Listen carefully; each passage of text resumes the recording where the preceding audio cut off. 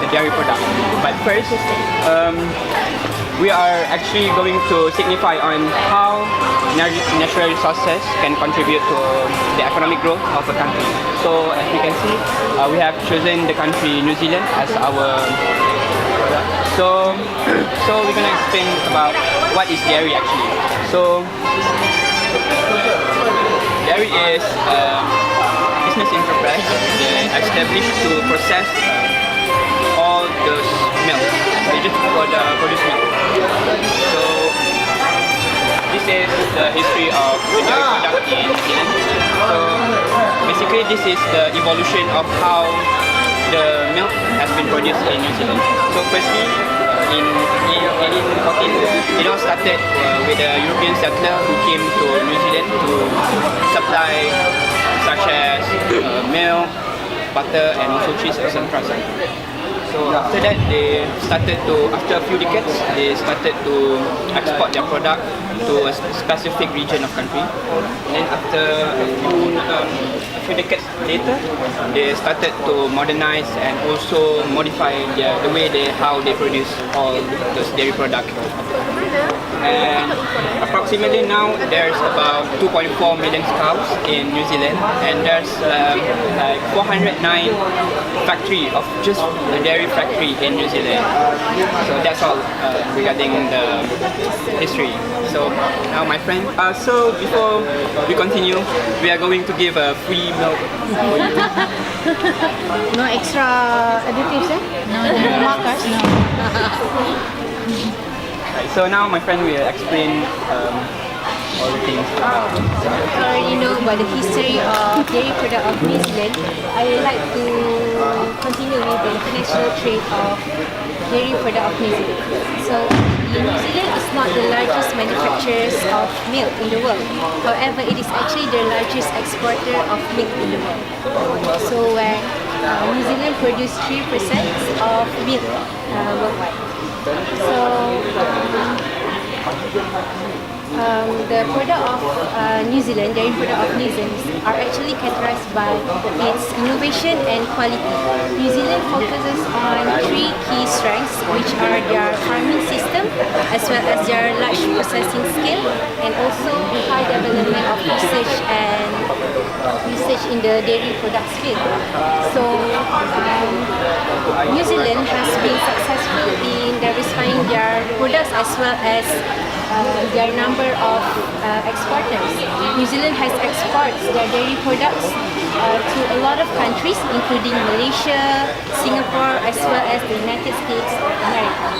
So New Zealand also has produced various products, starting from the basic products such as milk, butter, as well as cheese, and also more specialized foods such as gourmet ice cream and dry spray.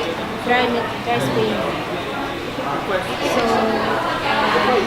because the dairy product is the primary industry of New Zealand, so the New Zealand itself made a lot of initiatives as well as efforts to promote this industry.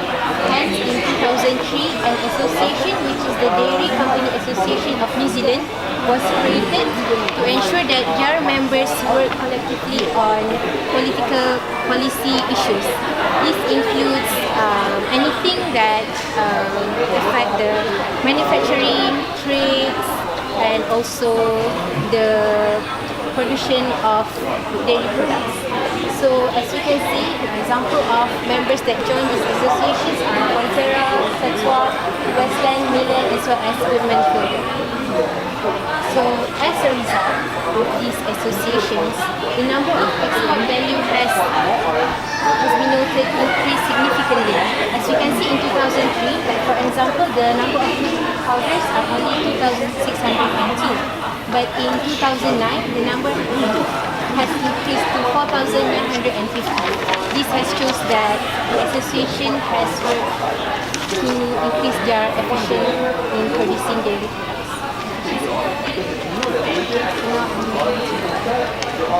Now I'm gonna prove how large the dairy product industry is in New Zealand.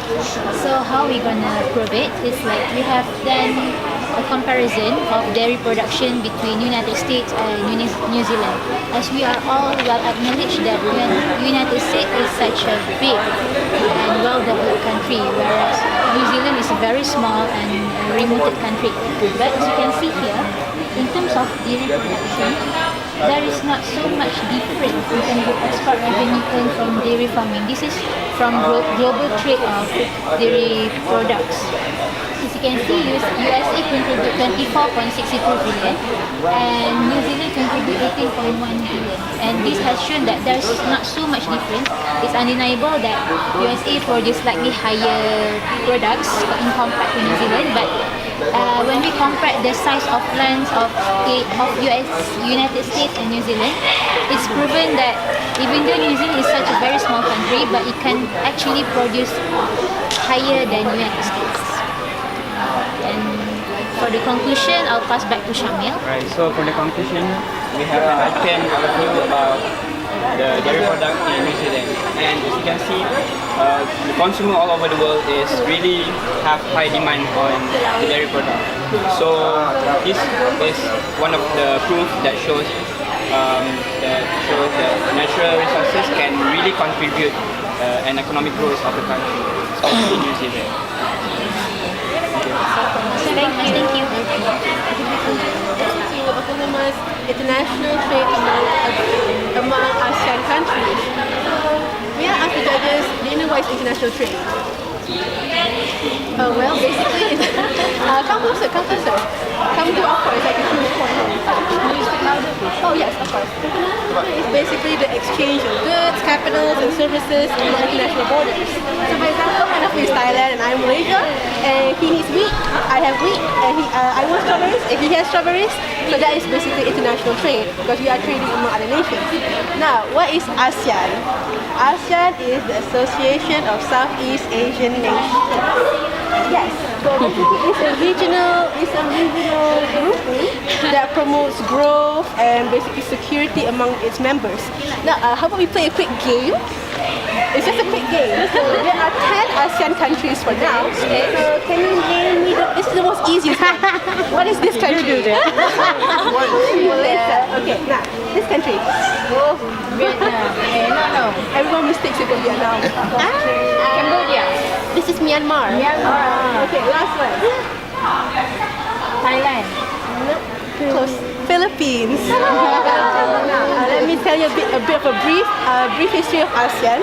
So ASEAN was actually established on the 8th of August 1967 after the Vietnam War, because it wants to help these small countries like rise together after the war. So the first founding fathers, the first people who signed it are in Bangkok. In Bangkok is Malaysia, Indonesia, Thailand, Singapore, and also the Philippines. And the other countries joined in afterwards. Okay, moving on. Okay, so this is just basically a few of what they hold on to. So it's just a few rules and regulations. Now, so I'm just going to explain a bit of the economic basis of trade. So why do nations trade with one another? Well, because people trade because it's beneficial. You want something, I have something, I give it to you, we have to give you something back. So we both benefit from the trade. So for example, you are lacking, Thailand is lacking in something. So people trade so we can cover that lack.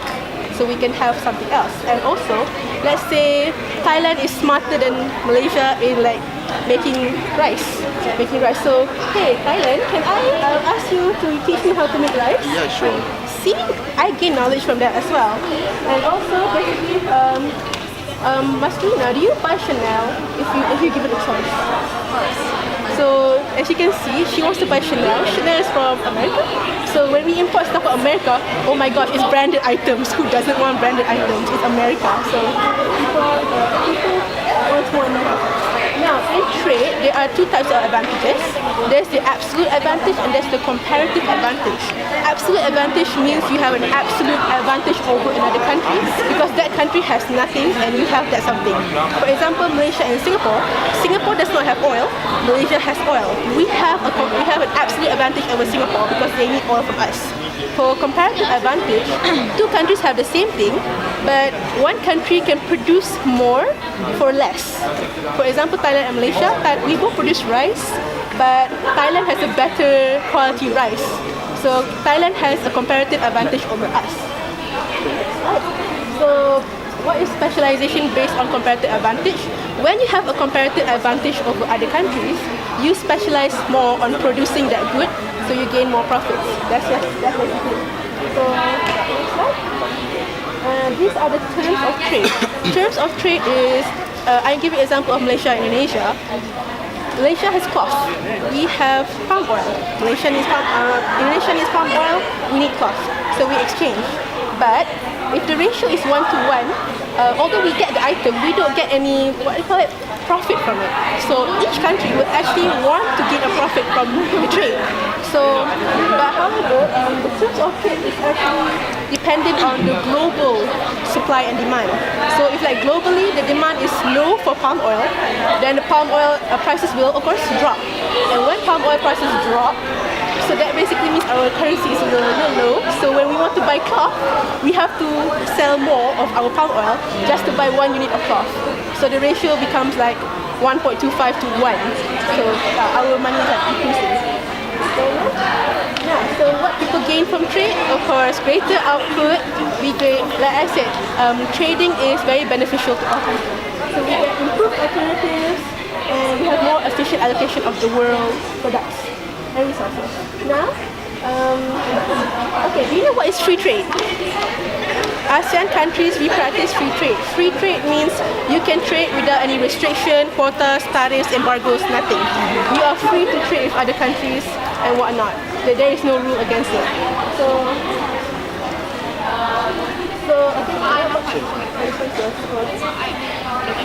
So basically, like free trade that promotes competition among nations because everyone can trade anything. So it promotes competition.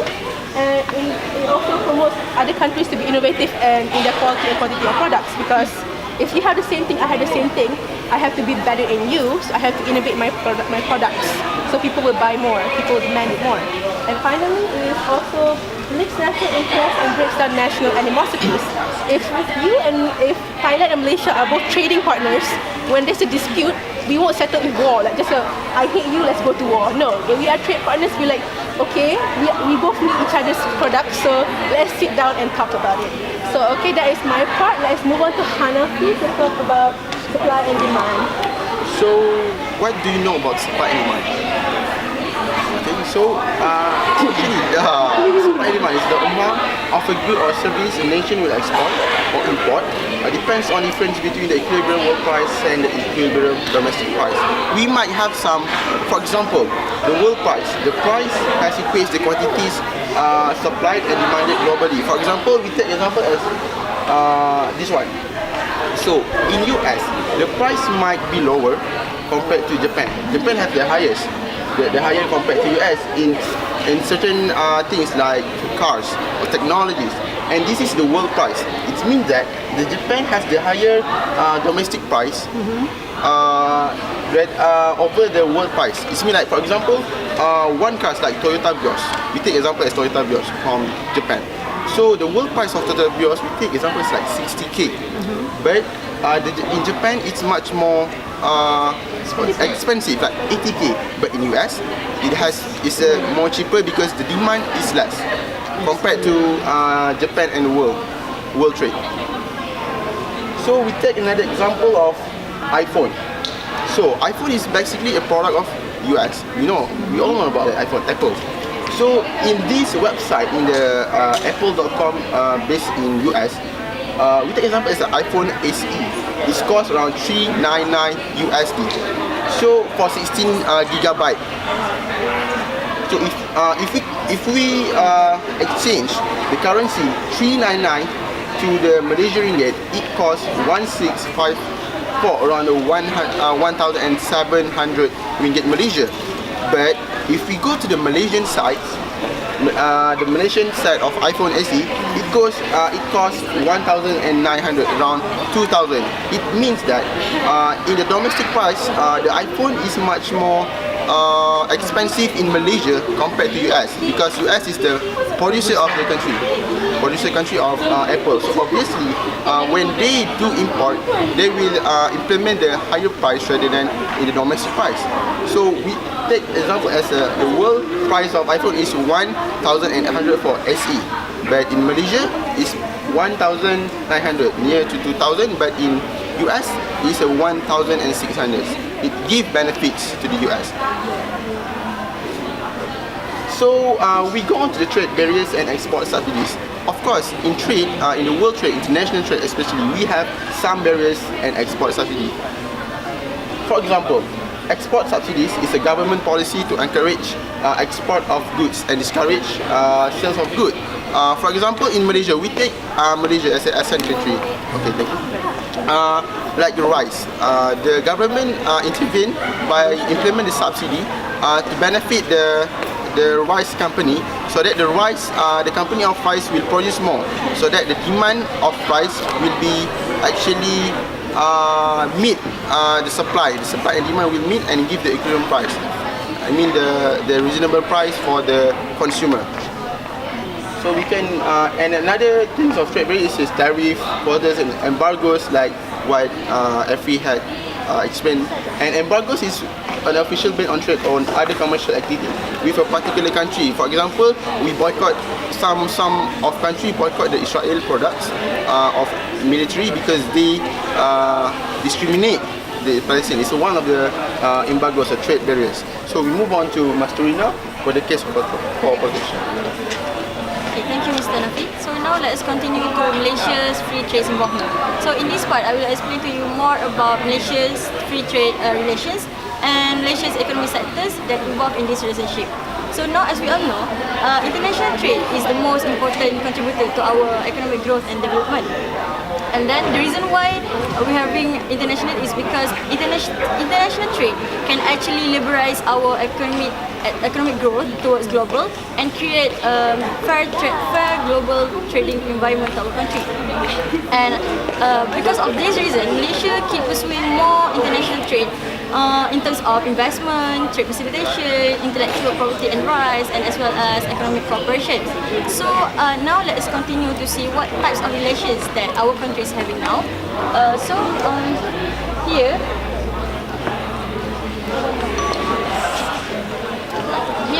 we can see that there are two types of trade agreements between Malaysia and other countries. First is bilateral trade agreements, and the second is multilateral trade agreements.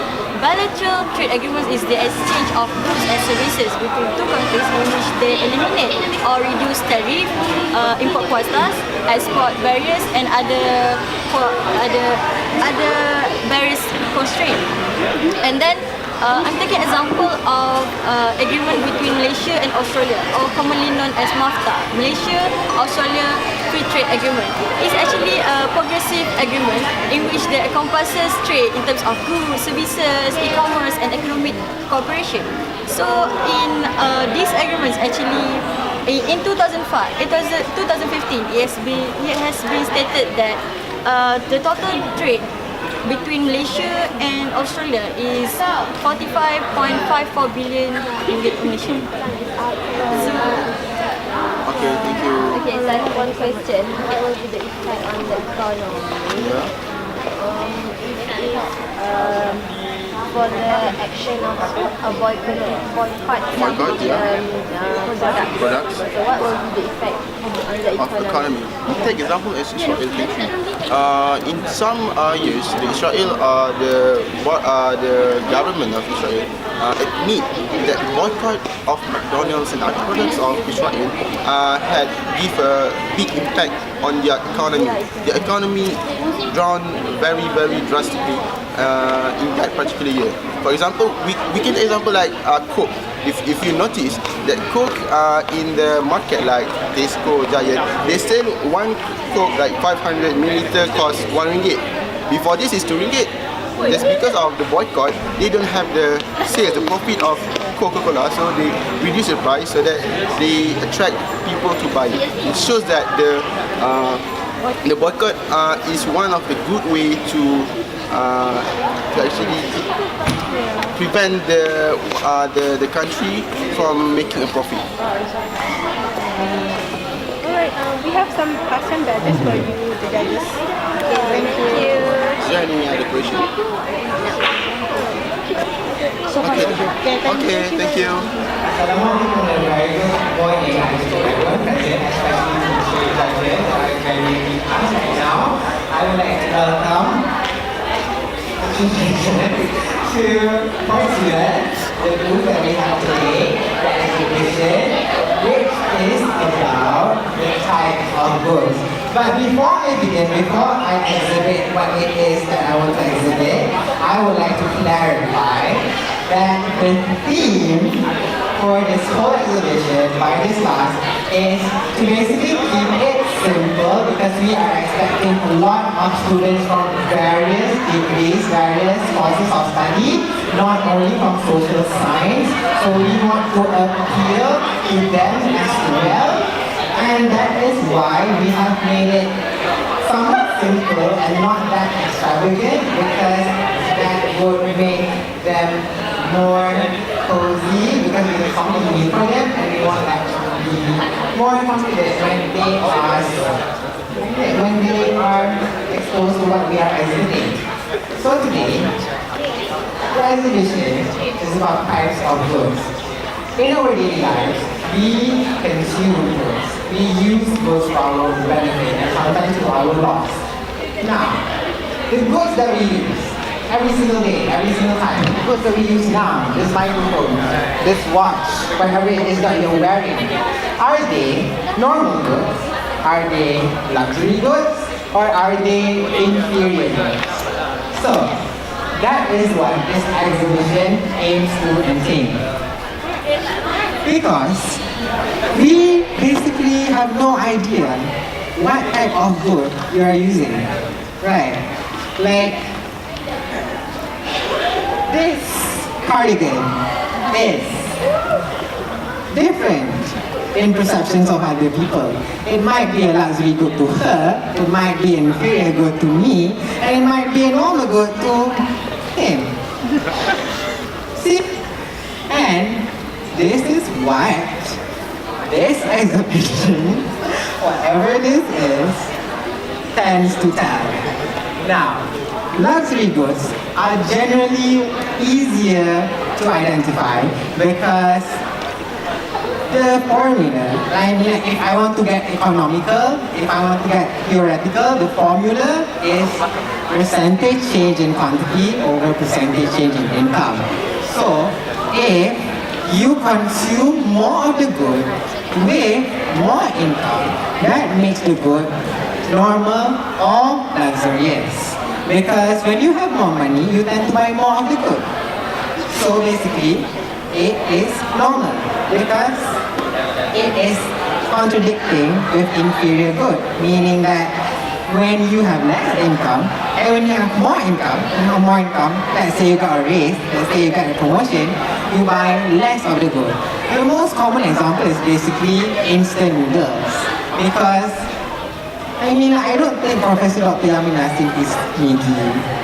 I mean, like, he eats outside, like, expensive food, not needy. Right? That's what I think. Okay? I mean, it can differ from perspective to perspective. And the most common, the most significant factor is income. And not only that, we also exhibit about private goods and public goods. Public goods are goods which are provided solely by the government, by the authorities. And basically it includes things like the traffic light, the lights by the road, the highway, the federal highway and all that. And it is paid for by the taxes that the citizens pay every single year. Yeah. And one more thing about public goods is that there is a problem called the free rider problem because guess what? Not all 30 million Malaysian citizens pay taxes and the Malaysian citizens who do pay taxes are taken advantage of by the citizens that do not pay taxes. And that is a problem with public goods. And the government should really consider taking initiatives to solve this problem, because it is not fair, economically speaking, for the people who do pay taxes with their income. I mean, am I right? Yes, I am right.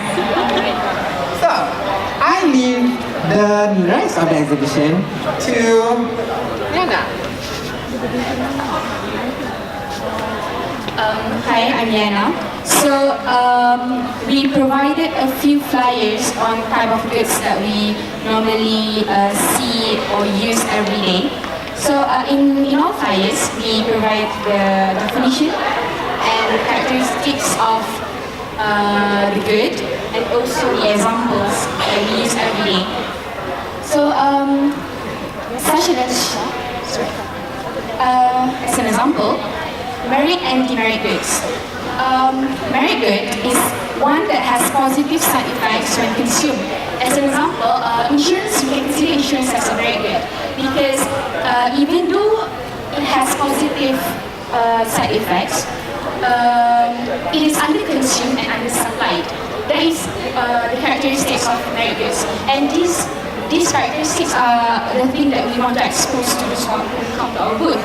But we know that sometimes learning economics will be quite boring. So we created a game right here, where in order for them to play, they need to read all this and answer the questions based on this. We provided the questions and you can play. We will need two people to play against each other and answer the questions. The questions, as I said, will be really simple and it's relatable to our daily lives. And if they manage to answer questions, we will give them lollipop as a surprise. Okay, let's talk about the Go Green team for this event. Okay, we actually have, for our class, we have the business section where we sell a few pastries, such as muffins, cream puff, and everything. Based on Great Britain, because we are from A-level and we're going to Great Britain, so we want to expose that to the others too. Yeah. Okay, and also at first we wanted to buy a dice for us to play the game. But then, since we have the Go Green team, we decided to use a recycle box, and we created and we customized the dice. Basically, the topic of our exhibition today is blood diamonds. So basically, I'll be telling you about the definition of blood diamonds, and I'll be moving on to its history and, well, the repercussions of what it is actually, why blood diamonds actually exist in the first place. So basically, how I would define blood diamonds, basically, generally, blood diamonds are basically diamonds that you would obtain or get through illegal means, and these blood diamonds would be used to fund militia or any illegal factions that are opposing legitimate internationally known governments. So basically, whatever these blood diamonds or wherever these blood diamonds come from, well, basically it's through illegal means. So now we'll walk through the history of blood diamonds. So basically, these blood diamonds started off back in the 1970s. So back in the 1970s, it all started off in Angola. So in Angola, there was basically a civil war between these three unions of fronts in Angola, and this civil war, well, basically they didn't have a solid funding from the government because they were all from different factions. So through these three different factions, the only ways that they could actually obtain funding for their weapons, for basically anything that they needed to fund their civil war, was basically through through illegal means. And the way that they obtain funding to fund their cause is by smuggling diamonds, ivory, and exotic animals as well. So, the focus of our talk today will be about diamonds. So basically, all this started back in Angola. So Angola, the popular movement for the liberation of Angola, they decided that the diamonds that they had were abundant. So they did not really have a reason to actually keep these diamonds within their country. So they actually traded it off. So initially it was through legitimate or through legal means, but then later on, they had this surplus of diamonds. So through the surplus of diamonds, they had to somehow smuggle out these diamonds to actually continue to fund their cause. Okay, so moving on to Liberia. So Liberia is actually not, it does not contain or does not mine, you can't mine diamonds in Liberia, but Liberia has become a very important route to smuggle these diamonds out of the country. So, basically for countries like Angola in the past, and also for countries like Sierra Leone, they can't really actually smuggle out the diamonds that they have, or the diamonds that they mine within the country, out of the country. So when they can't do that, they actually find other ways to actually smuggle out these diamonds, and the only routes that they actually used in the past is through Liberia. So Liberia has actually has greatly benefited from smuggling out these diamonds, because by smuggling out these diamonds, they actually obtain it would actually fund the government the Liberian government to continue. It's basically monetary fund for their country. So when this happens, Liberia continues to allow this smuggling of diamonds. So moving on to the Kimberley process. So basically the Kimberley process is where actually everything started, why these blood diamonds are highlighted in the first place. So basically through this Kimberley process of certifying these diamonds actually. So through this Kimberley process, it's actually a joint organization where a bunch of countries and also other diamond corporations, they decided to get together and form this sort of process or way of certifying these diamonds through this Kimberley process. So back in 2003, they actually came up with this idea to certify each and every diamond that is ever mined, or to confirm whether it's conflict free or not. What I mean by conflict free is how they would actually obtain these diamonds, whether it's through illegal or legal means. So through this Kimberley, there are actually some flaws behind this Kimberley process. So do they actually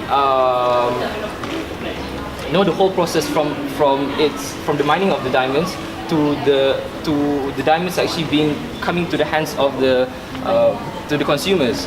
In fact, no, because even though initially it is supervised, or initially they would actually take note of where these diamonds are obtained, but then later on they would actually not really care about where it goes to, or to whose hands it actually falls to. So other than that, actually one of the pros of the Kimberley process is, other than detecting what diamonds are conflict free and not conflict free, basically they would also supervise or look out for other things, other activities that would be against the basic rights of humans, basically. So when these things are also supervised at the same time, in Africa, a lot of conflicts, a lot of problems start to arise when these blood diamonds exist in the first place. So things like forced labor, sex trades, sex slaves, and also illegal smuggling of goods, basically all originate from within the continent of Africa. So basically this Kimberley process actually ensures that everything or anything that happens within Africa is, well, basically supervised. So yeah, basically that's it. As you all know, every action taken must have an impact upon them. So we are separating the impacts into three views: environment, social, and political. What we are most concerned here is the political view, where back in the years there were civil wars that happened between the rebel groups, and they were funded by their mineral wealth. And the second one is there were extreme measures taken to sabotage the elections that could use, because if you have watched the movie Blood Diamonds, the head of the RUF, the rebel group, invade the villagers and they chop their hands because they say that the future is in your hands, so they literally chop off their hands so that they won't be able to vote for the government because these groups are against the government. So from the social view, we consider there was existence of forced child labor. The average age of the child used in this labor was 12 years old, and they worked for 16 hours per week. And sex rape, there were infringement of basic human rights like the forced child and sex rape. So the environment impacts is the soil erosion, deforestation, of course, because they cut off trees, because only then the rebel groups have easier access to the mining field. And destruction of animal habitat, because they use TNT to build huge quarries for the mining process. So let's move on to the economic view. Yeah, there are three microeconomics concepts that involve in the blood animal market. The first one is touch about demand and supply curve. So demand is the curve that shows the number of products that consumers are willing to buy. So here, the number of buyers decrease and the demand curve shifts to the left from D1 to D2 because the quantity bought decrease. And supply is the curve that shows the number of products that the sellers are willing to produce. So in supply, have low cost of production and make the supply curve to shift to the right. This is from S1 to S2, thus making the quantity to increase, quantity produced to increase. And the demand, the quantity bought decrease because the consumer are aware of the blood animal issue and become sensitive to buy it. And the supply increase because it has low cost of production, because the REF use forced labor and the labor didn't get any paid plus. The second concept is the externalities. Externalities is the cost or benefit obtained from the cost of benefit received by the third party who are not directly involved in the economic transaction. So here, the mining activities cause negative externalities as it lead to various environmental effects as mentioned by just now. And the last one is the monopsony. Monopsony is the inverse of monopoly, where there's so many sellers but only one buyers. The negative externalities, which is because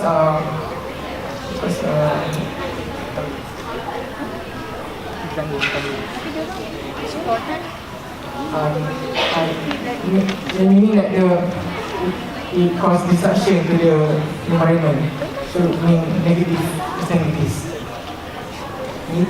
Externalities is How does it relate to the economic view? externalities is the third party. So like when the mining process happens, so the third party will involve, and the third party here is the environment. I see. So the negative externalities is because the environment have damage. Yeah. So the last one is the monopsony. Like I said before, the monopsony is the inverse of monopoly, whereas there's many buyers but many sellers, not only one buyers. So in blood diamond, because there are so many blood diamond sellers in Africa, like the Angola, Ivory Coast, and Liberia, but we only have one buyer, which is the beer company. We only have one buyer because the blood diamond people won't buy it, but only have one buyer, which is the beer company who are willing to buy the blood diamond. That's all for us. Thank you. Time's up. Very good. Christy? So what's the, okay, since there are only one buyer, and there are so many sellers. So what's the current status now? Do they still do the blood diamond thingy? Even though there's only one buyer, can that one buyer support the demand? No, not the demand, the supplies that are actually increasing because of no buyer. What's the current status now? Well, the current status now, since the Kimberley process was implemented, well, the whole process of actually selling or buying diamonds is supervised. Blood diamonds, regardless of whether it's blood diamonds or any diamonds at all, is supervised. So basically, this company called the Beers Company, it's actually a company that's based in Belgium or in the UK, if I'm not mistaken, somewhere in Europe. But basically, this company is now, well, it was audited in the past when this process was implemented. So when it was audited, it was found that they were actually they were practicing monopsony. So when they actually practiced monopsony, they were then put under scrutiny. And when that happened, well, basically, monopsony doesn't exist anymore because the Beers Company is now, it still exists, but well, now the current status is, well, the diamonds are now more supervised, and well, blood diamonds has decreased a lot. Another question, as we know, diamond was from the mineral sources, correct? Some of the day we will be out of the sources. So, is there initiative of those countries who depending in the diamond, to find another sources on their economy, for their economic growing? Basically, what, in my opinion, I believe that as of now, blood diamonds are usually being exported out of African countries, and as of now, these African countries involved in these blood diamonds are basically African countries in turmoil or in constant conflict. So as of now, they don't really have any other source of income or any source of funding. So yeah, they I know the question is, or like, what other alternatives or what other sources that they have, but as of now, they don't have any other sources other than continuing their cause or war. Okay, alright, thank you. This morning, our company are releasing the first new magazine called the Montana. So in this month, we will cover a topic on Muslim fashion in non-Islamic country, because currently the Muslim fashion expanding widely in this world. So let's take a look what it's like. Okay, so first of all, how does Muslim fashion started to rise in this world? So if we take a look on a little bit on the history, it all started after the tragedy of 9 September of 9/11, where the plane crashed on the World Trade Center buildings. After that, many problems had arisen, and especially for Muslim society, because people see Muslims as terrorists, as bad people. So the Islamophobic rates in Europe currently are increasing very high at that time after the tragedy.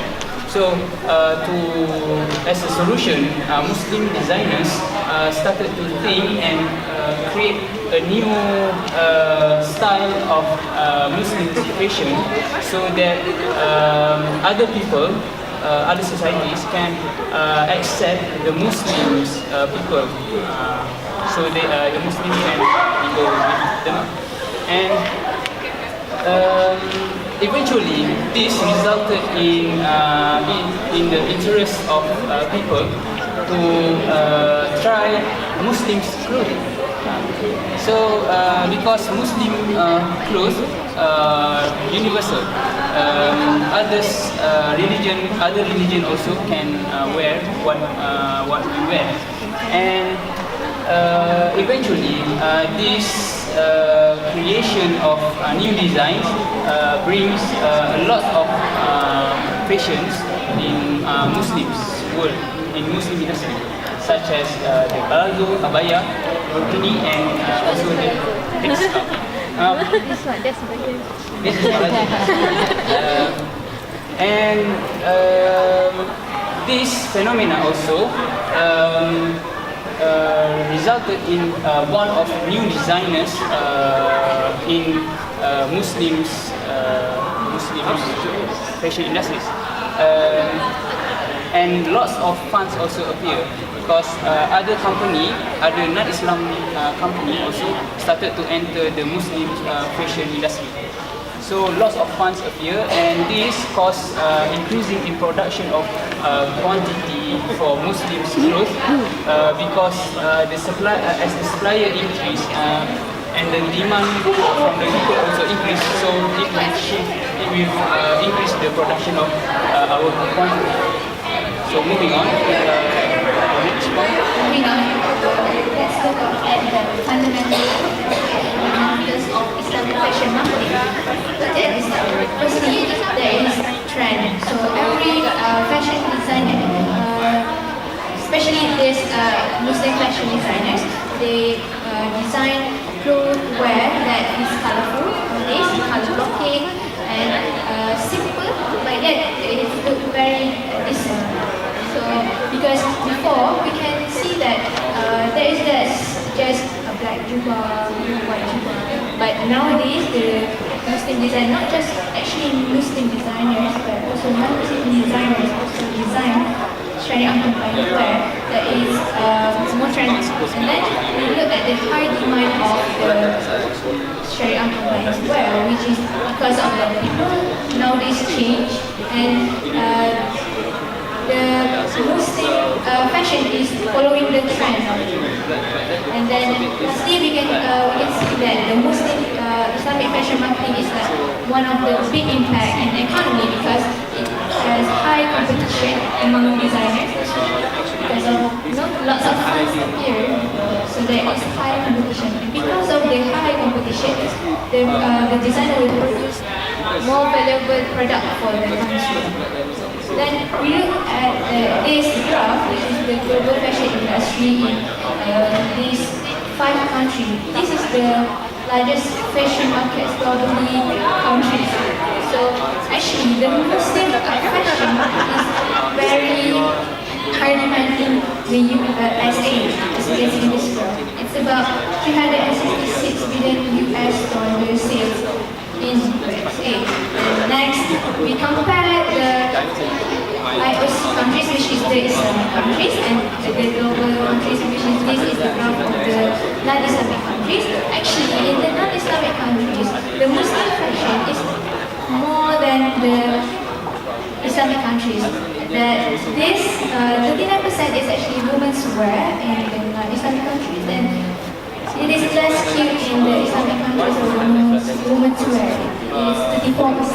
So it shows that the Muslim fashion in the non-Islamic countries is like high demand than the Islamic countries itself. That one is production or sales? Sales.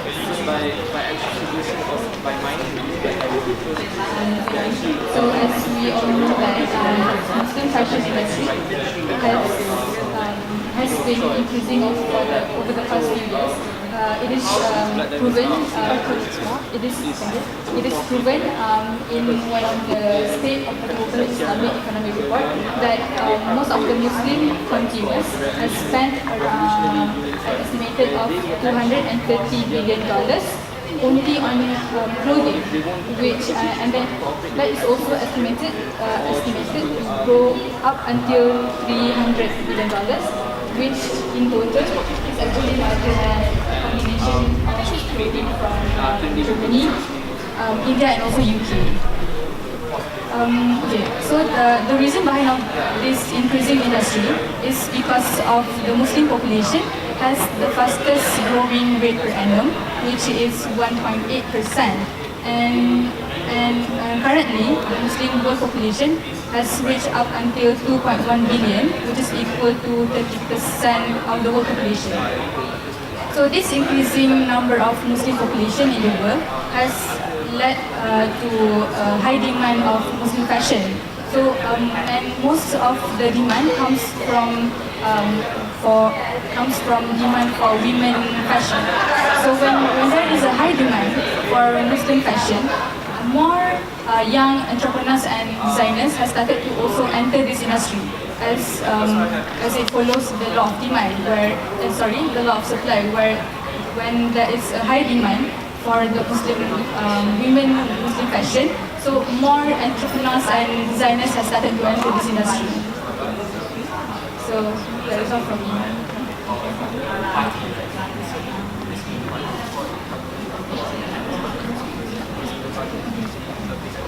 So I'll be focusing mostly on the fashion part. So when we talk about Islamic fashion, we now notice that even non-Islamic countries are entering the Muslim fashion kind of industry.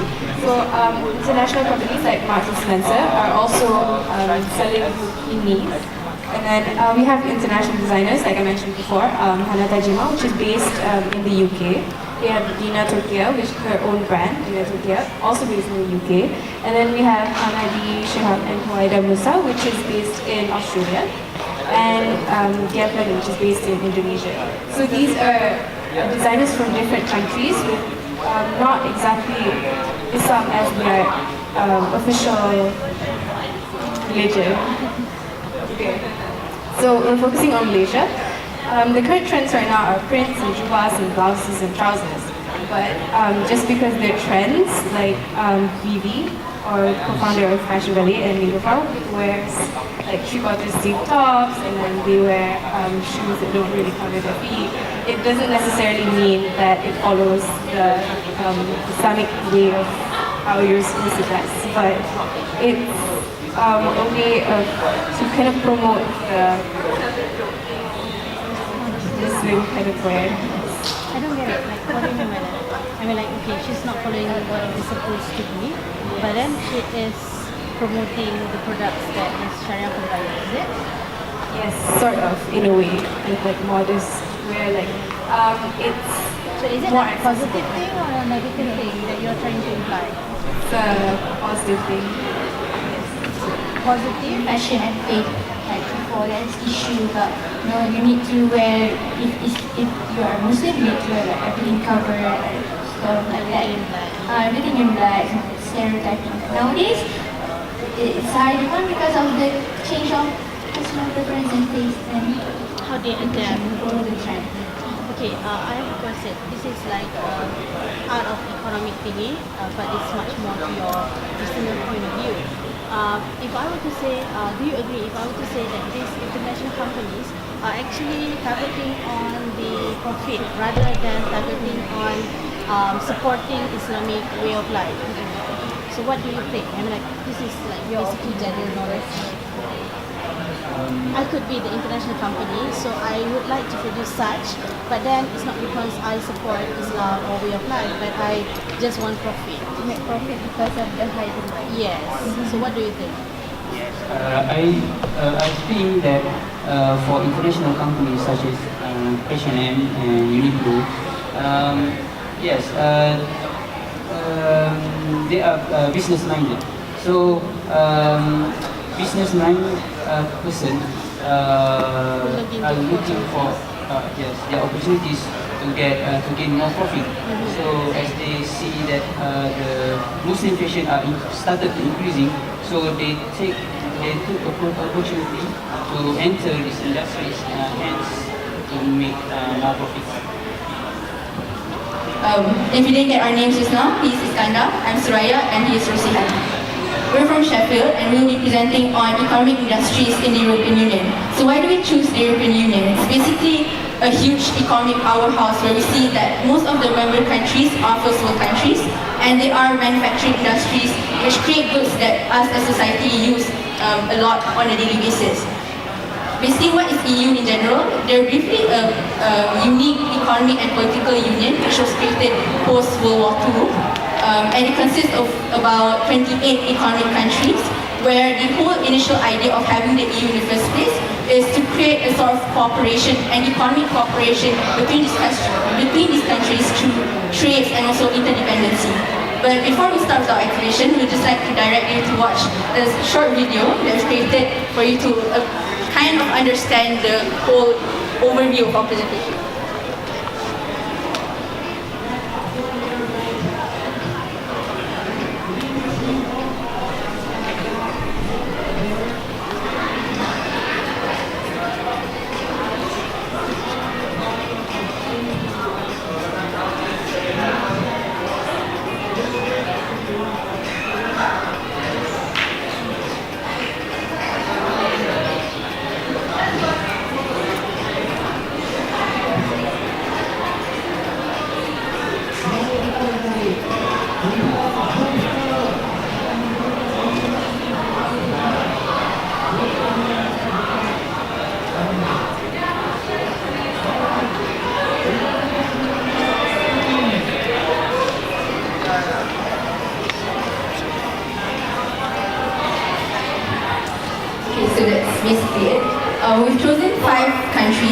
about from the EU, and I'll be presenting about Germany.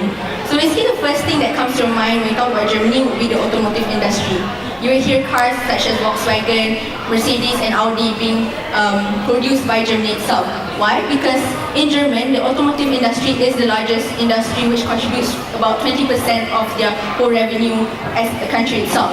And because of that, it's also one of the largest employers in the country towards the German population. Besides that, Germany is also Europe's largest automotive industry, which not only Europe, but also it creates about an equivalent to 17% of worldwide production for the automotive industry itself, which is considered large if you take into account the amount of countries and manufacturing industries we have in this world, specifically in automotive industry. And briefly, when I talk about automotive industry, it's not just limited to sales and marketing and production, it's also towards research and development as well as the OEMs, which means original equipment marketing, basically the parts of the cars itself.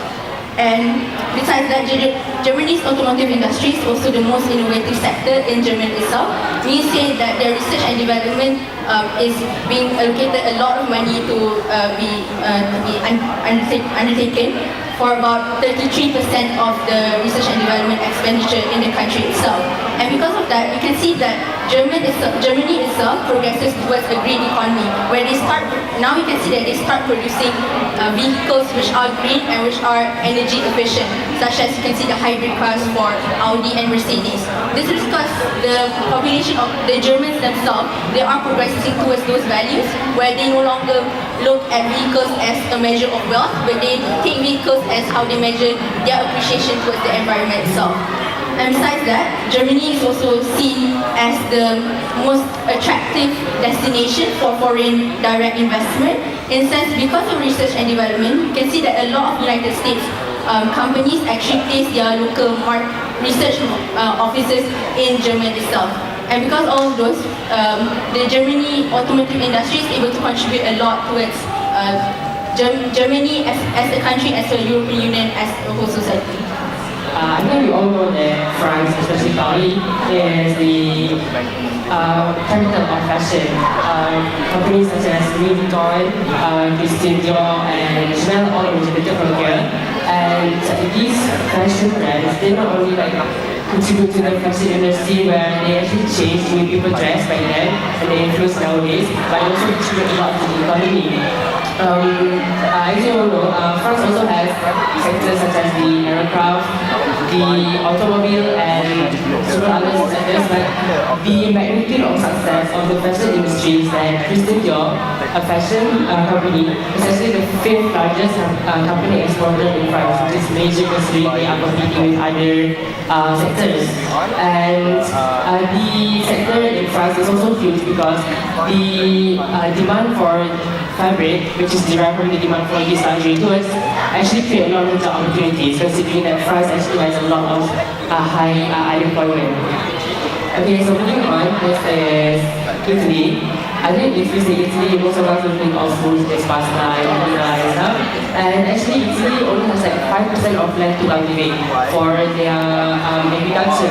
But despite that, they are the biggest exporter of olive oil, and they also export major amounts of rice, wine, and tomatoes. So that is huge. But before this, Italy wasn't that successful because early on, when the EU introduced the CAP, which is the Common Agriculture Policy, it wasn't really an idea for Italy because they didn't get enough money to do it. But then further on, they actually provided enough money for Italy to change from using man labor and animal labor to use machines.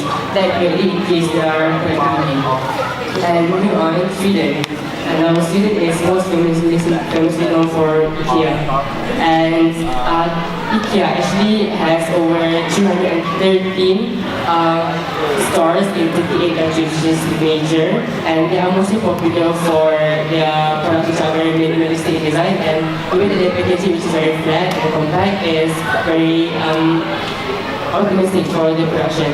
And also H&M, which is a very popular brand. I bet that if you ask anyone here, at least one person who has H&M, that is like the sign of how big H&M is as a company from Sweden. Okay, so now I'm going to be talking about Switzerland. So when we talk about Switzerland, the first thing that comes in mind is the watches, correct? what Switzerland did with the watches, they did something in the industry sector, which is to make watches, and they somehow converted it into a third sector, which is the marketing for the watches. As you can see here, 28.1 million watches is being exported in 2013 only, which produces about 23.6 billion of the profit.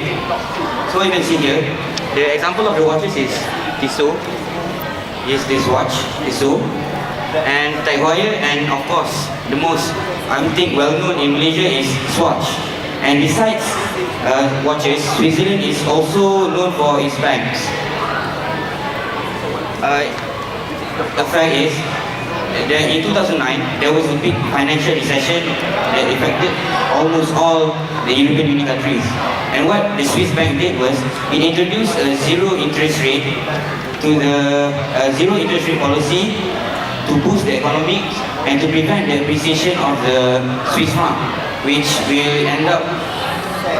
will give more people the chance to actually have money, because during a recession people don't actually have money. So by introducing that policy, they gave the chance for people to, let's say, invest more in the banks. So what I'm going to do now is I'm just going to conclude very quickly about all these countries and how they contribute to the EU. So we have like Sweden, which is under stated that IKEA. So they contributed 2.7 billion to the GDP, which is the gross domestic production of Sweden. And Germany, of course, we have the cars. Italy have the foods. Switzerland have the watches and the banks. France, they are famous for the fashion. And that's all.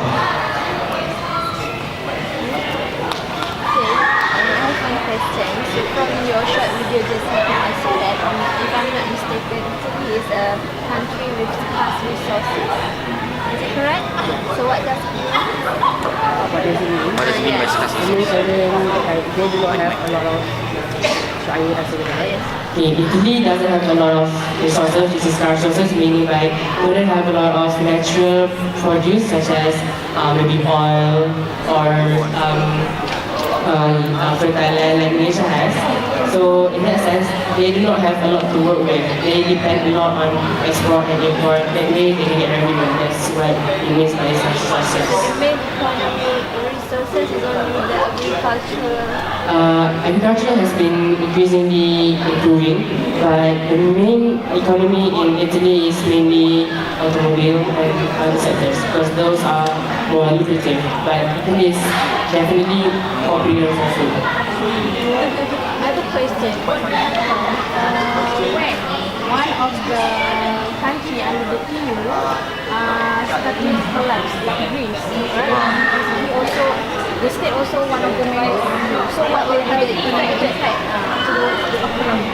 Basically, like I mentioned before, the idea of EU is initiating trade and initiating this interdependency. So like for example, Greece itself, despite the economic recession that they have in the country itself, but the idea of having trade between these countries would progressively improve the whole economic performance of their country itself, even in a very minimal growth. So in the sense that despite of how slow Greece is progressing, but then there is still interdependency between EU countries itself. So as we know, Malaysia is facing economic crisis and we think Malaysia is falling down day by day. So we are thinking about method to improve our economy back. So what do you think the method that Me. Bitcoin. Alright, Bitcoin. So what is Bitcoin? Bitcoin is a digital currency, or known as cryptocurrency. What is meant by digital? It means you cannot touch by your own hands. It uses the internet to store and generate the Bitcoins. So you can use your smartphones, your tablets, your iPads, or any other devices that have internet to have that Bitcoin. One more thing is, Bitcoin is not owned by any countries. It is not a foreign currency, it's not an Australian currency. However, it is the highest currency in the world right now. With one BTC is Bitcoin by the way, one BTC is equal to 600 US dollar approximately, and also 2.5k in Malaysia. Okay, let's talk about the history first. So it started in 2007, introduced by its founder, Japanese, named Satoshi Nakamoto. At that time, Bitcoin is just an idea, which is to transfer money from one individual to another individual without the help of third parties such as banks, companies like Western Union. Okay, that's just an idea. And on that time, Bitcoin has no value. So moving to 2009, Bitcoin started to have value with 1 BTC is equal to 0.00077 US dollar. It started to have value. And on 2010, the real money transaction happens when someone, an Australian, used the Bitcoins to buy a pizza, which is one pizza is 25 US dollar at the time, and he used 10,000 Bitcoins. So I can say one Bitcoin is equal to 0.04 US dollar at that time. So you can see the high, it keeps increasing and increasing because 2010 the price is just 4 cents ringgit Malaysia, 2012 90 ringgit Malaysia, and now it reached 2.5k ringgit Malaysia. So that's when a predictor, an economist, he predicts that the Bitcoin price may reach 10,000 US dollar on 2018. Imagine if you buy one Bitcoin right now, if you buy one only Bitcoin right now with 2.5k ringgit Malaysia, next 2 years, if his prediction is correct, totally correct, you will get 40,000 ringgit Malaysia back. Okay. Now let's move on to. Okay, hi. Okay, I'm going to be walking you through the transaction process of Bitcoin. Okay, so I'm going to touch on 3 important things. The first is the blockchain, the second is the private key, and also the third is the mining process. Okay, so first of all, the blockchain is a public ledger that is constantly increasing. Okay, this blockchain, as you can see, these are the transactions that are being made every second of the day all over the world. Okay, so now I'm going to talk about how the transaction occurs. Okay, so for instance, if there are 2 parties, party A and party B, when party A sends money, sends Bitcoin to party B, a message is sent, and included in the message is a public key and also a private key. So the public key is the username of the sender, and the private key is the signature of the sender. So it's somewhat like a check, but it's different as the signature of the sender is in numerals. It's in cryptography. Okay, so during this transaction, the message is not only sent to the receiver, but it's also sent to the miners. Okay, so the miners is a community of people across the world. Okay, these miners, they are delegated with the task of constantly maintaining the distribution of Bitcoin. So maybe if you transfer money to another person, this miner, they will update the ledger, which is the blockchain. Okay. So when this happens, there are many miners across the world. There might be one in the UK and Africa and China. So there will be a delay in traffic. So maybe the miner in UK will obtain the information first, but the miner in China will get the information later. So there will be a difference in ledgers. In order to generalize the ledgers back, there will be a vote for which ledger is the one to follow, which one is introduced in the blockchain. So how they do this is they have a democratic vote by all the miners have to solve a mathematical puzzle, and the first miner to solve the puzzle, their solution will be used to update the public ledger. Okay, so this process is repeated as the transactions occur continuously. So even after one puzzle is solved, they still have to solve another puzzle after that. Okay. So now I'm going to be looking into the risks and the advantages. Thank you to Ms. Jannah. So I think that you might think that this, from the explanation, you might think that these things are appealing and you can implement it in our company economy, but it also has a lot of disadvantages. And the first one is the lack of awareness amongst the public.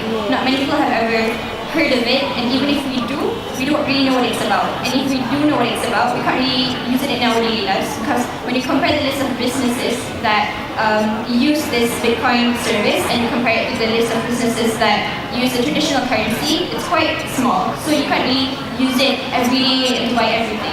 So that's the first disadvantage. The second one is the volatility. since Bitcoin is limited to only 21 million Bitcoins, the price of one Bitcoin constantly changes. It can increase and it also can decrease. And this causes an uncertainty amongst the users. And when a problem also arises when you want to buy something and you want to refund it. Let's say you buy a shirt at 0.15 Bitcoin and then you want to refund it the next week. But then when you want to refund it, the price already changes. So how much money will you receive back? So that's a question. That's the second disadvantage. And the last one is the lack of protection. When you for traditional currency for traditional transaction using cash or using bank accounts, there's this sense of security because there's a law that provides you once you lose something, there's a law that provides there's a law that minimizes the loss that you will face. But then this cannot be applied to Bitcoin because once you lose something, you cannot get it back. So that's it. I will give it pass to Mr. Arshad. Thank you.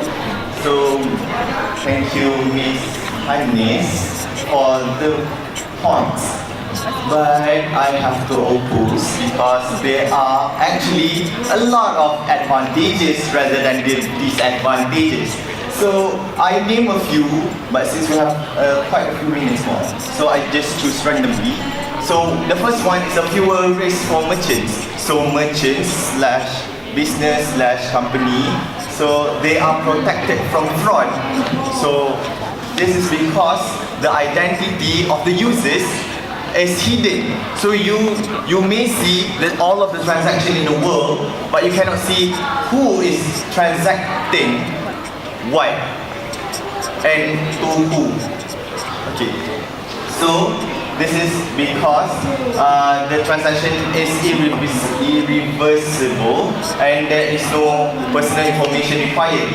So the second one is it is very hard to cheat in Bitcoin. So you cannot hack Bitcoin that instant. So with our average knowledge, so it's quite hard and time consuming to hack Bitcoin. Because each and everyone can verify the transaction.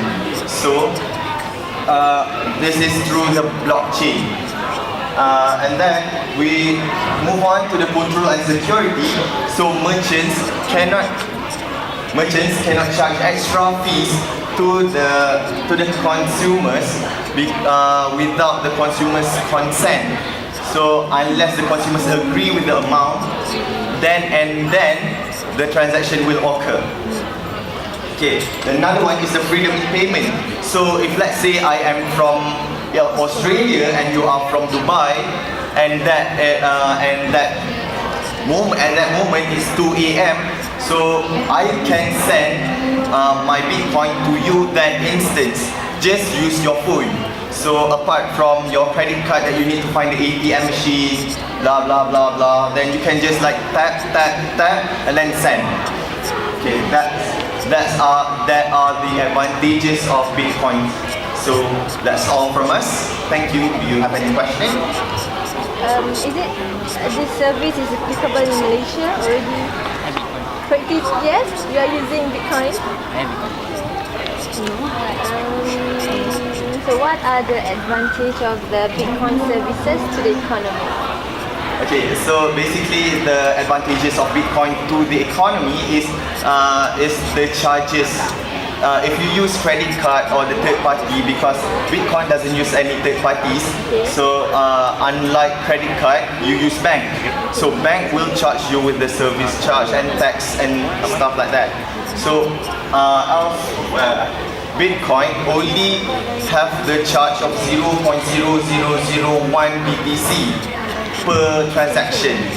Then that charge goes to the miner who can solve the math problems. So that will increase people's money. So people don't lose money easily. Like if you use the ATM machine, you get like one ringgit deducted per withdrawal. So this one you might have less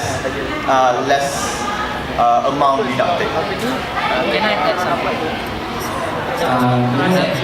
When Greece faced the economic crisis, their bank has been frozen. So they cannot withdraw the money, even inside the money, because the government has the right to close money. However, with Bitcoins, you have 100% rights. Because you own, you can withdraw into the same whenever you want. So meaning that we need to choose the company that accept Bitcoin services in order to buy their products. Okay, last question. Despite of everything that you have presented, personally to you, as far as you are concerned and aware and know and understand about the Bitcoins, do you agree or not? Do you go for or against at this moment, based on your personal understanding? Okay, this is like private matter, like it's like Make it yes and no, huh? okay. Basically, Zaf here is like one of the promoter. One of the promoter? One of the promoter of Bitcoin, and he once approached me to join Bitcoin. At that moment, I didn't agree because I thought it was like somehow like a forex or something like it's superficial, and I think like sort of like that. So, but now with this information, I am 100% sure that Bitcoin can be the future currency for all of us. So, yeah, the possibility is there because each and every day our technology advancement increases. So we might not use bank notes anymore, so we can save the planet, people, and use less cash and use more internet online services. Are you sure it's because of the info or because of him that persuaded you or convinced you? At first, I like totally disagree with it, but then I get this information. Alright, okay. How about the rest? Yes or no? I agree with him. You of course lah. You It takes time, like you say, it takes time. It does not just happen in one night. Alright. Assalamualaikum warahmatullahi wabarakatuh. I'm from Cuba, and we are going to talk about transition and its effect on solution. Currency transition means that currency system has changed from bank economy to free market economy. Bank economy is an economy that the central government will decide what to produce, how to produce, or the production for. But free market economy is when there is intervention from the private sector. And private sector produce based on what consumer needs and wants. Outside briefly, I tell you the history of the transition in China. Started out in 1978, where after the communist leader Mao Zedong has passed away, the president thought that he faced with Deng Xiaoping, and he proposed that there should be a reform of the economic system because a lot of farmers and agriculture didn't have a chance to own what they produce. So he wanted to give them a chance and a better proceed. So the reform is essentially increase the role of market mechanism. And in 1970, has increased supplies of food and other consumers. And then followed a period of adjustment in 1979 to 1981. And the major goal was to expand export capacity, overcome key deficiencies in transportation, communication, etc. Readdress the imbalance in light and heavy industry. Because at that time, China was more focused on heavy industry and we forgot about the light and heavy poor people, poor citizens as well. And that follows the reform and opening again in 1982. And the reform and opening of this promising law, which has increased incomes, raising the availability of consumer goods, and creating strong control in all sectors, where the private sector has adopted their technology and skills to the local sectors. So the results are provide varieties of consumption choices for Chinese citizens than any previous time. So today, China is the second largest economy in the world next to the US. China is also the fastest growing major economy and also the largest economy by purchasing power parity, which means that with 1 million of their currency, they can buy more products and goods than any other country. So the benefits of the economic transition in China is the livelihood of Chinese citizens has improved significantly. Soft landing has experienced expansion effectively. Soft landing means that the economic transition can involve step by step slowly. So that's why the situation doesn't include in China.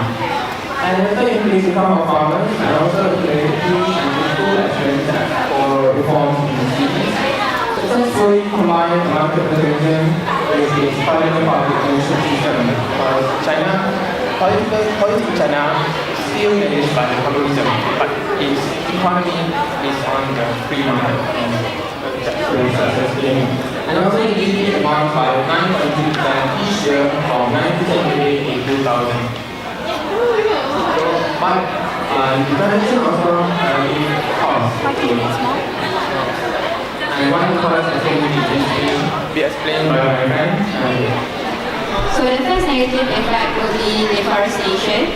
So we know that deforestation is a negative effect where the woods in China will be cut down.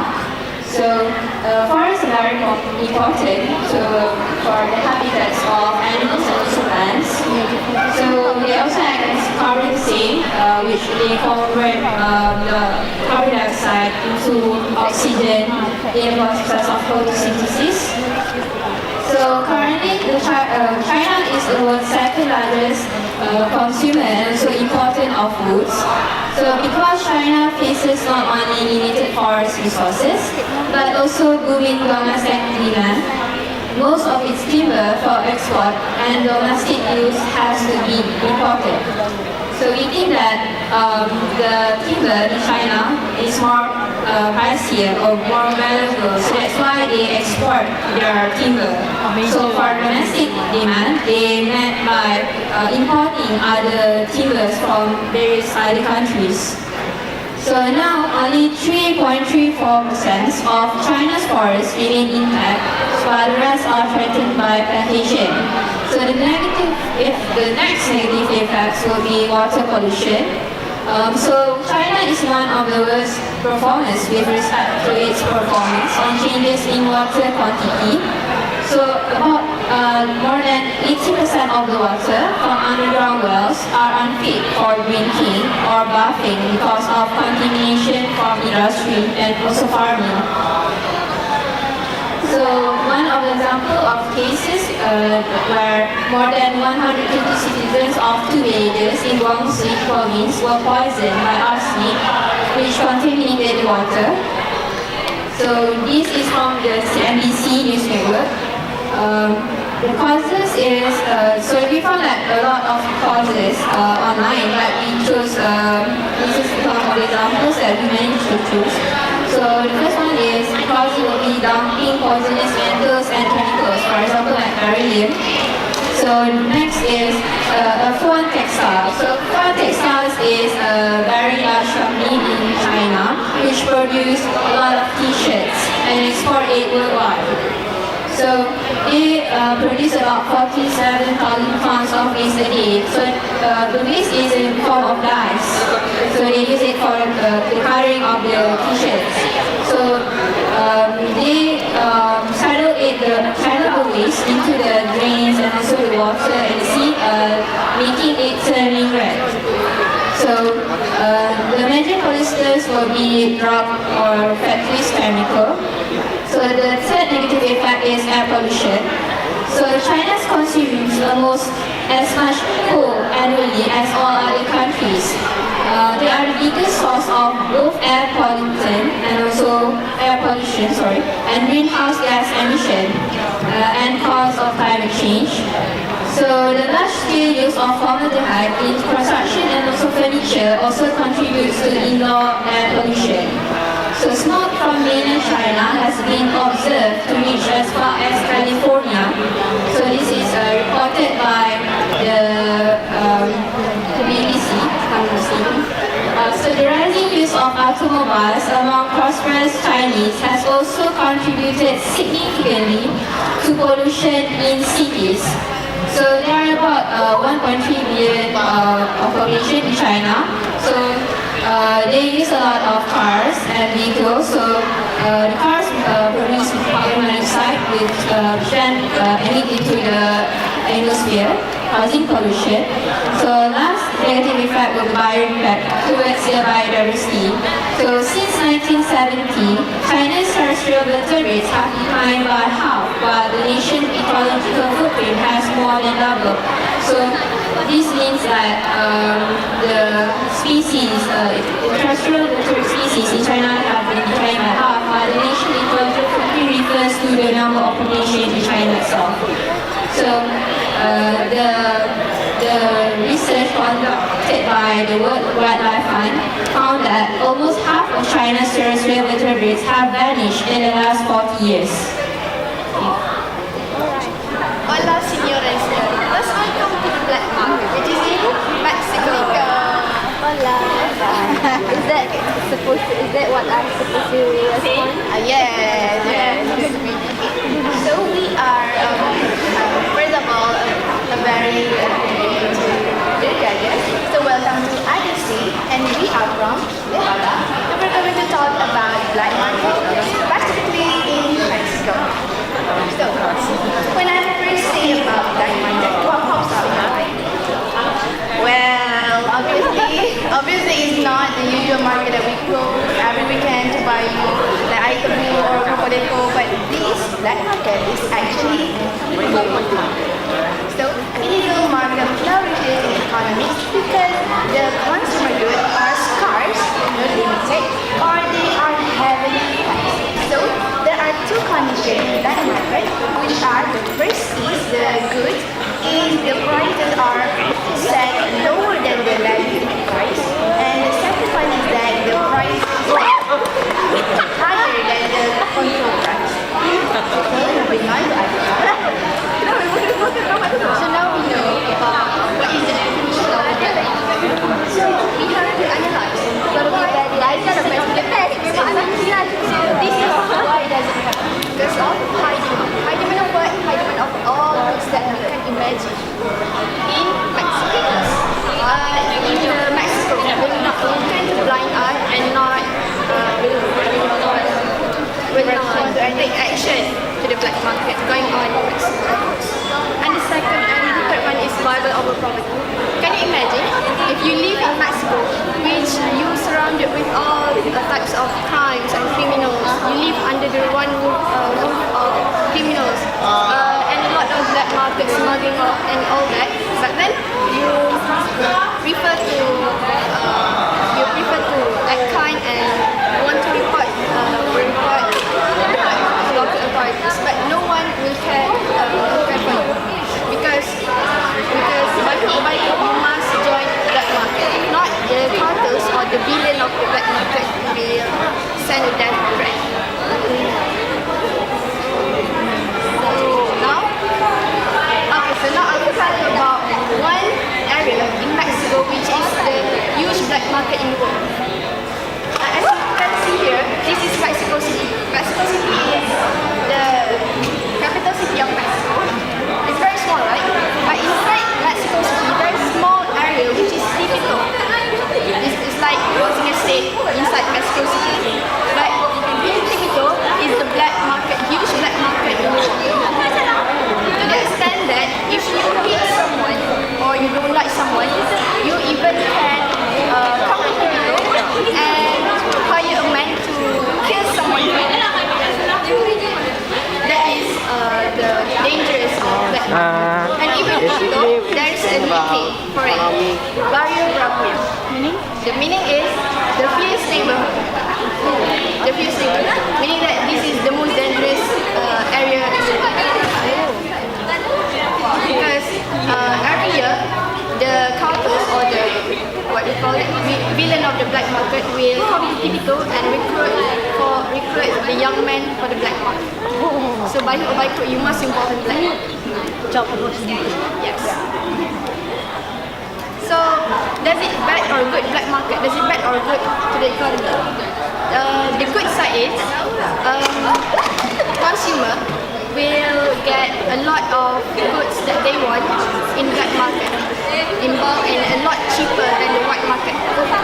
But the bad side is it can create loss to legitimate industries, of course, because the consumer will choose black market because they can get a cheaper price for that goods. And the second one is lesser government revenue.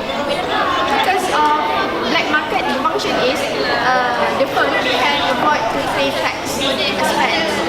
So most of the firms will choose black market. So the government cannot gain any revenue tax from this industry. And the third one, misjudge national income. Black market is inside the country, but then black market is not under supervision of the government. So then the GDP statistic will be unreliable. The fourth one is creation of jobs. Of course, all the firms will choose black market to bargain and all that. But then in white market, there's a shortage of supply. That's it. The next point is how are we going to overcome the black market? So obviously it's impossible absolutely initiate an obligation, but we can try to overcome it by direct control, which is done by the government. The government can enforce like price ceiling or price floor to control the black market. And the second one is that they can ban the product, the items. And of course, even though it is not absolutely able to overcome the black market, somehow it can help. And the last one is international collaboration. And this is actually very important because the government of many countries can work together to make their country free from black market, you know, when they control the border so that they can cross the border with smuggling or so in conclusion, black market is actually illegal market and it is very bad for the economy. So we as a consumer, we can try to avoid purchasing black market to support the white markets. And of course, black market is actually very dangerous and it leads to many criminal stories. We have to choose legal market. Adios. Thank you. I said that black market is not under the government surveillance, but how can the government enforce control over the black market? Of course, the black market is actually international collaboration. It is an international trade among all countries. The trade is not only going on inside Mexico, but all over the world, even Russia, China, they may trade with Mexico. So, the government, of course, the Mexican government should have international collaboration with other countries like USA, Colombia, the neighbor country of Mexico to overcome this. Like in Asia, of course, we have ASEAN that used to have conference to discuss about black market, smuggling, human trafficking, all that. We have NBOS, National Blue Ocean Security. We have to avoid all this from happening. So most black market because they can avoid tax expenses, so that they can avoid lower the cost of the production cost. And they will benefit it much more than the government. Yes. Okay, so we're from Ohio and we're presenting about oil in the US. Why is that? Is because we are selling Japanese food outside. So don't forget to check our sales numbers, okay? Okay, so before I before you go further to oil in USA, I want to ask you, have you ever wondered what can be used for energy source before oil? Have you ever wondered? So, come closer, come closer.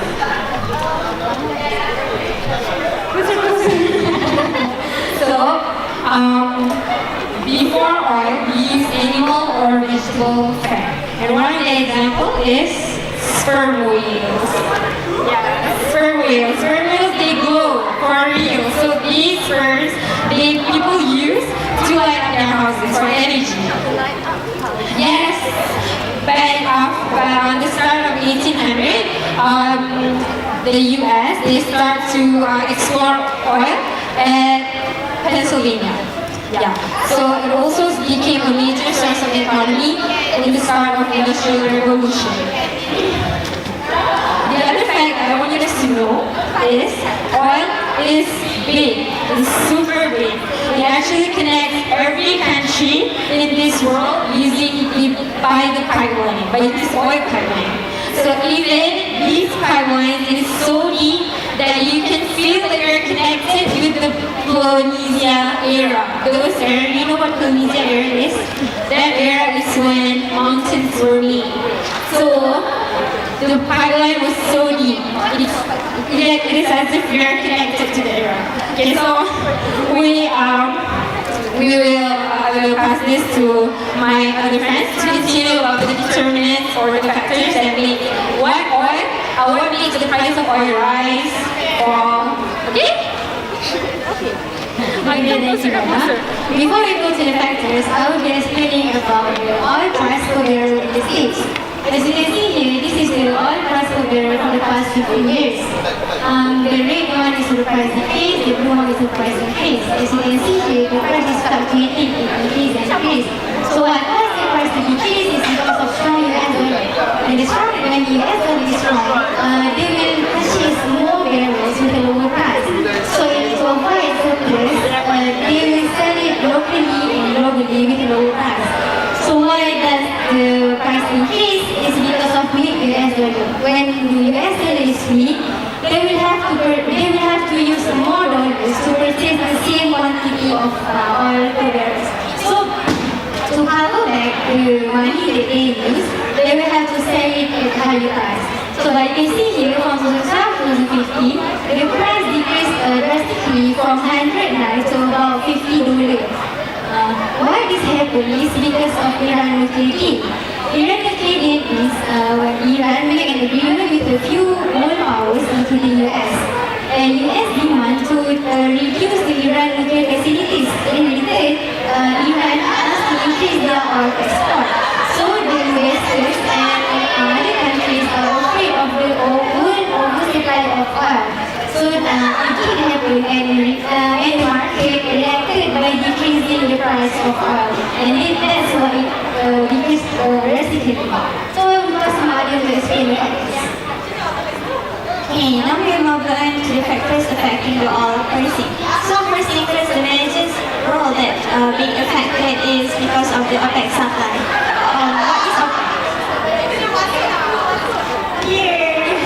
OPEC is Organization of Petroleum Exporting Countries, which consists of these countries, and they are the major producers of oil, which they have abundance of oil in their countries.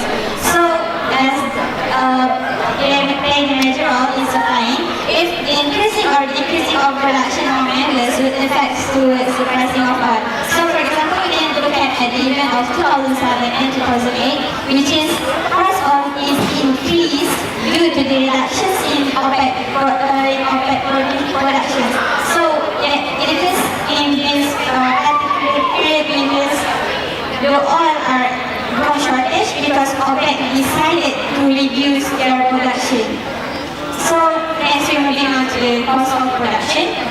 As we know, everything has a cost to build or start about. So the cost of producing oil is very expensive. It's very highly expensive. So it includes the cost of extraction, development technology, and even marketing or distributing. And it still changes of course will be effects towards the pricing of all to cover up the cost. So here we moving on to the next event. It is the situation that we can't control can give advantage or disadvantage towards the oil pricing. So there are three conditions which is that I would like to highlight. During the winter, people are in need of the heater and they use the heating oil in order to warm themselves through the heater. So conversely, it's like during the summer as well, when people are using air conditioning, the more is heat, they tend to use more air conditioning. So in last cases, for example, extreme weather, which is hurricane, tornadoes, which affects the facilities, the cost will be increased in order to repair the damage. So that's how it affected by the oil pricing, for the oil pricing. So here we're going to the government regulation. It is important for us to take note that US have a different systems with Malaysia because the government regulation in US is separated by countries because they are so big and how they try to manage it. Different states have different taxes imposed by the government. So for example, Oklahoma have 11% of taxes, for example, and Ohio maybe is up to 50%. So it might vary to the pricing. So and lastly, it's about supply and demand. The supply for oil is inelastic, and the demand as well is inelastic because of the necessities for the consumer. So the demand will be increased or decreased is according, for example, if increasing is because of the growth in population or usage of oil, more consumer using, so it will increase the demand. But then how, for example, if people are choose to use low-cost public transport, it will reduce the demand and less people are demanding for oil. So they are not competing for the limited oil. So last we're talking about the reducing oil supply, which is when oil supply is reduced, we create a surplus which is the milk shortage. I'm sorry. So it's happened when the OPEC choose their policy to reduce like what happened back then in 2007 and 2008, and if they tend to reduce the supply when the oil runs out, so they need to find another alternative. So okay, so to conclude, before I conclude, have you ever wondered what will happen if the oil is finished in this world? We might not live, because there are so many consequences, but one of the consequences that is very prominent is that how our health is going to be affected. One is because medical supplies, because to supply those medicals we need oil. Medical appliances is made out of plastic, and plastic is oil. So without oil, we're not going to have all those things.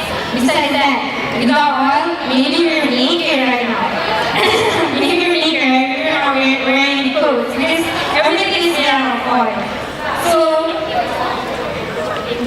because oil is going to finish because oil is a non-renewable energy. Yes, we do have renewable energy, but the pace of R&D right now is very slow, and the time that we're really mastering using renewable energy, at that time oil will be finished.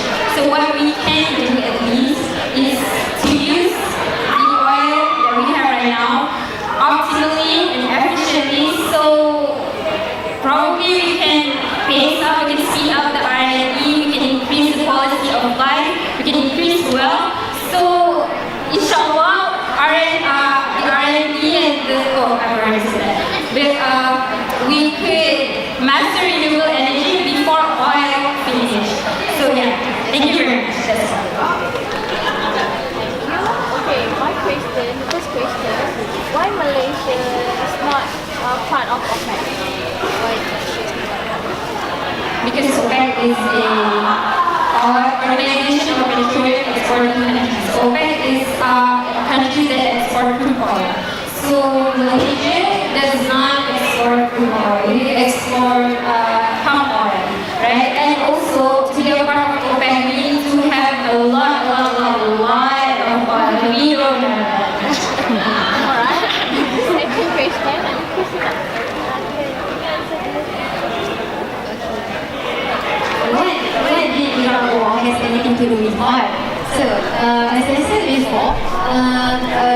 big countries such as US and China, they will ask the oil from the OPEC country, they will do agreement or treaty. So if I'm mistaken, the US, they want the oil from Iraq, but then Iraq refused because if they make an agreement with US, the constitution and also the regulation of the country, of Iraq country may change according to US. So Iraq don't want that. So they refuse, and that's maybe the reason the US invaded Iraq, because they want the oil. In addition, the one who conquers the power, the one who conquers the oil will conquer the power as well. It reflects what happened to Iran.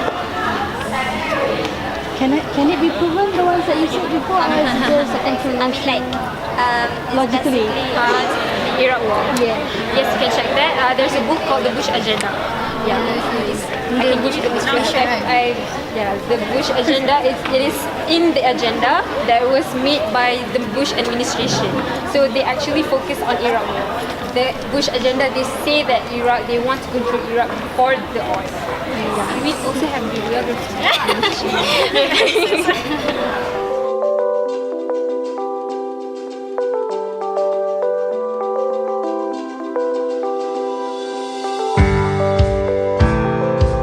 Yang berbahagia Tuan Hajah Rozela Tafsir, Director Academic of Intec, dearest lecturers, respective guests, and to all Intec students. I would like to welcome all of you to Intec Economic Carnival. I believe this is the first time we do it this year, and the first time we come up with the very attractive format. I was there before during the tech talk. I can see Intec student can come up with something which is unbelievable to me. You can be on stage to talk about the economic, to talk about some things that they're going to be beyond today, which is very unbelievable. Congratulations.